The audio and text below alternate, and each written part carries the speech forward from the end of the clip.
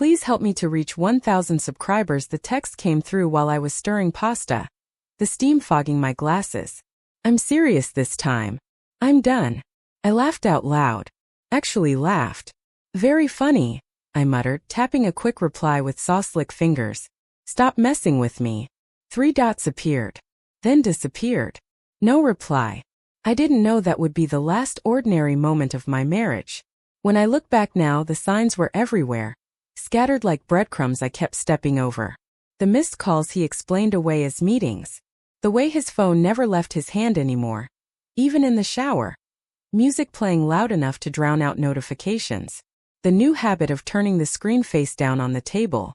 I told myself it was stress, work, midlife panic, anything but what it was. We'd been married 11 years. Long enough to think jokes about leaving were just dark humor. Long enough to believe love was sturdier than silence. That night he came home late. The house smelled like garlic and cooling disappointment. I asked if he wanted dinner. He shook his head, wouldn't meet my eyes, and went straight to the bedroom. I followed, wiping my hands on a towel. What's wrong? I asked.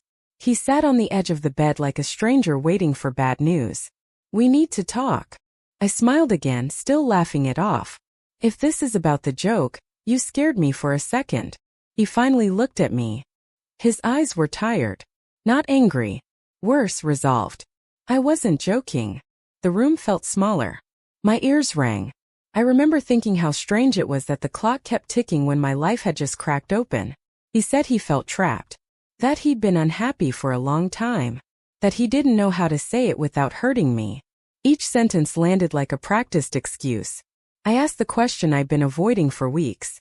Is there someone else? He didn't answer right away.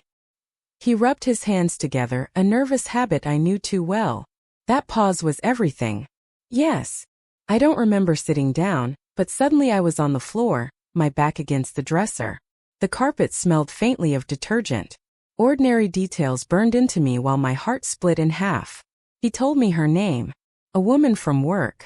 It just happened, he said, like betrayal was weather. He said it started with late nights, shared complaints, harmless texts. He said he never meant for it to go this far. I wanted to scream. Instead, I asked questions in a calm voice that didn't feel like mine. How long? Did you love her? Did she know about me? He answered. Too honestly. Each truth rewrote our memories. Weekend trips where he'd been distant. Nights he'd turned away in bed. Birthdays where his smile didn't reach his eyes. I thought about the time I surprised him with coffee at the office and he seemed panicked instead of pleased. The way he'd stopped saying my name when he said, I love you. I had blamed myself. I always did. I can fix this, I said, desperate now. We can go to counseling. I can. He shook his head gently. I don't want to fix it.